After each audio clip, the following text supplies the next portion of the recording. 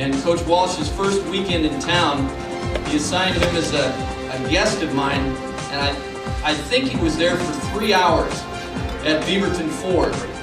And I learned those 3 hours what kind of a man Tim Walsh was, because he stayed in there and we didn't know much about each other, and he answered all my questions, and the class guy he was, I learned it that day. In 14 seasons at Portland State, 90 and 68.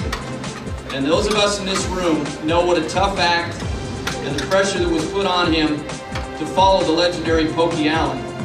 And he did it with class and dignity and victories. He led the Vikings from Division II to Division I. And without getting too much into it, I know this much to know. It was a little tougher academically, it was tougher to recruit and keep everybody above board, and Tim did an outstanding job of that. Led teams to the playoffs in 93, 94, 95, and that magical 8-3 year in 2000. He was a Eddie Robinson National Coach of the Year finalist for that season in 2000. It is my pleasure to induct my friend, and we're going to get a chance to see him in 2 weeks, and I hope you listen to the pregame show that day because we'll have him on. Rick Curl has some thoughts about his friend, Viking football coach and Hall of Famer Tim Walsh. Well, thank you, and I wish I was there. I mean, obviously that we have some more pressing things going on, and this weekend we're at Weber State ourselves, so we got to take care of business at Cal Poly. But I do want to say thank you to everybody, and I think it's a great honor to be inducted into any Hall of Fame, let alone the Portland State Hall of Fame, where there are a tremendous amount of great athletes, coaches, and donors that are a part of this program that make Portland State University exactly what it is. I had 14 tremendous years there, raised my family there. I have nothing but great memories. And to this day, I can remember 1992 December meeting with Randy Nordloff and being hired as the next head football coach at Portland State. And Randy, if you're out there, probably the funnest person I've worked with. No offense to Don Overhelman here at Cal Poly, but just a tremendous guy and brought a lot of enthusiasm and fun to my job, and really appreciated the opportunity. I'd be remiss to say that if I didn't have the lifelong friend supporters that I met there, Jack and Deanne Garrison, financially, yes, obviously they did a lot of things, but they are friends for the rest of my life. I know they enjoy life now half and half in Portland and half in the desert, but those people are going to remain large in my heart forever. Jerry and Eleanor Noodleman. Jerry, you know to me that the real head coach of Portland State is Jerry Noodleman.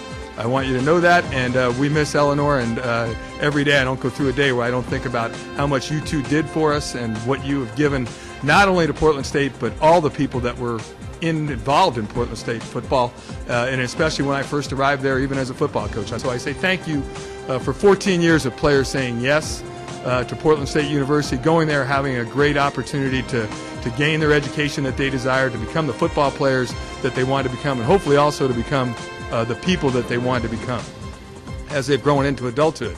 I have to, a couple of teams I think I have to say thank you to. 1993, my very first year, you're following a legend named Pokey Allen, where there were a lot of players on that football team that were recruited by Pokey and his staff.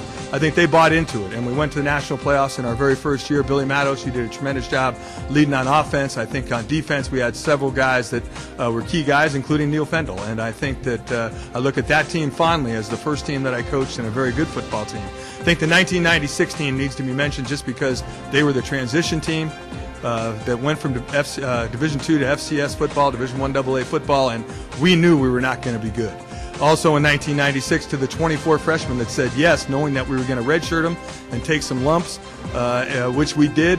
It paid off when they were juniors and seniors in 1999 and 2000 and building just, I think, a tremendous 1AA program that was ranked #2 in the nation for 4 or 5 weeks in 1999. So I say thank you to all you guys, and then I think finally my last year in 2006 playing 3 FBS schools, losing 2 quarterbacks, still going 7-4, beating one of those schools and not being able to play in the playoffs, probably because of the schedule.